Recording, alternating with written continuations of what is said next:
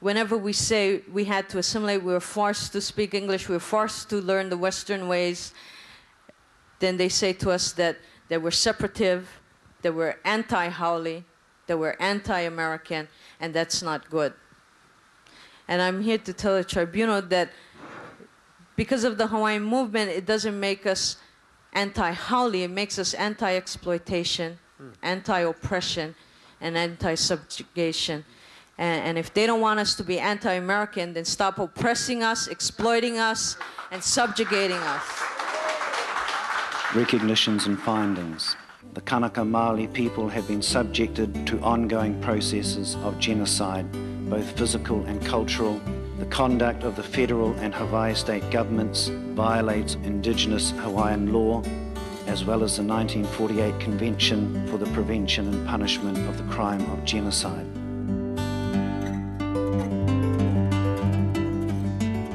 But I was reminded of what Frederick Douglass said. Frederick Douglass, former slave.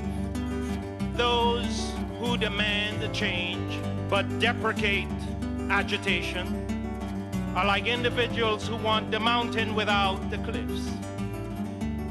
Individuals who want the sea without its roaring waves.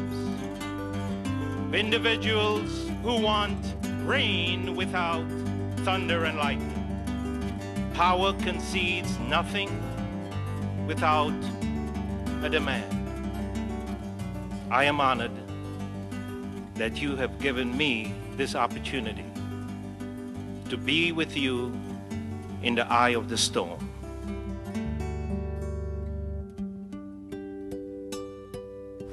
We're on our way to Anahola, Anahola Beach.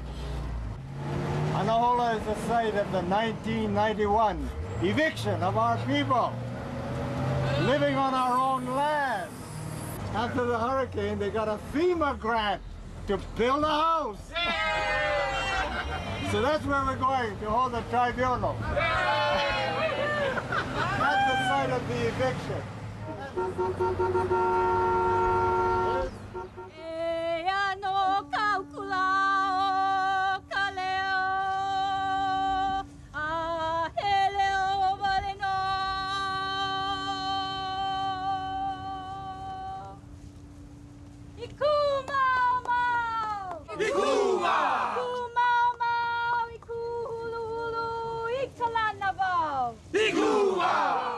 As we went from place to place in the islands, kept hearing this chant, It was a kumau. And so finally I had to ask the people of Kauai, what does this mean? And as it was explained to me, it was a chant that accompanied the people when they went to the mountains to make a canoe, that it took many to do this because the canoes were heavy. It was a whole tree, and they would work on the tree and they would make the canoe, and then together they would carry it down. It had to do with the life of the people. It had to do with unity. It had to do with working together. It will symbolize the experience of this tribunal for me. This is Kauai, home of the hula and the mokihana, where one of 4 residents is Kanaka Maoli, and one of 5 people on the street are visitors. Kauai, where Kanaka Maoli are awakening to our rights and our power, welcomes you. We recognize that the state and the United States has no jurisdiction over us. They're the trespassers. They don't want to trespass on our lands. So we're not going to play the game by going to the courts. They keep telling the land is stolen and this and that. The land is not stolen. You cannot leave up the land and take them away. The land is here, but we gotta exercise our right to this land. And what is exercising them? Stay on them and using them. That's how I feel.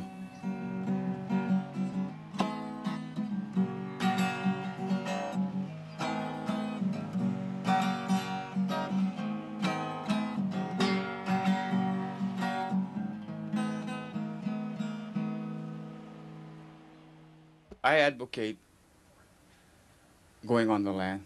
I will always do that. I do not recognize the United States jurisdiction here. I do not recognize their enslavement of my soul. You get on the land, you assert your right on the land. Then it's up to the state to prove that you don't have vested rights, and the vested rights come from the blood.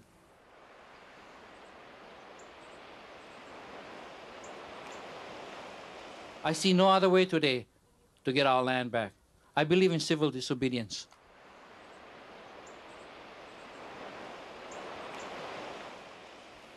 Why do you force us to demonstrate with protests and end up getting arrested? My people are in grave jeopardy and risk due to the United States government and its military defense program, especially the one in Mana called the Pacific Missile Range Facility, or PMRF. The military has 25 acres of Hawaiian homelands for which they pay $1 for a 60-year lease. 60 years, and they pay us $1 to take our lands. The Navy is planning a test launch of the Aegis missile system. What if a missile should go off course? What if it should crash into our island? Accidents do happen. Our whole island is a hazardous zone. Can you live with that? I cannot. And that is why I had chosen from 1989 to become a Wahine warrior. I was one who was willing to get arrested, who felt very strongly that the fraudulent existing governments have no jurisdiction over us, cannot stop us, cannot say that we're trespassing on our own lands, our own homelands. I feel deeply that we are sharing same problems. My Palestinian people are the same like you. They lost the land, but they are fighting, struggling, continuing, paying their blood, their lives. Now I can go back and I can share these all with my people so we can be with you, stand with you, and we are sure that you are also with us forever, and thank you. We're all very tired. This is the 5th day that we've taken testimony. But we know you're tired too. You're tired of every day having to get up and struggle against the kind of things that you've testified to. And so our tired will go away. Unfortunately, in the immediate future, yours won't go away. And so the least that we can do as the advocates is make the strongest possible case. And we will do everything within our power to make sure that the world knows about your struggle here.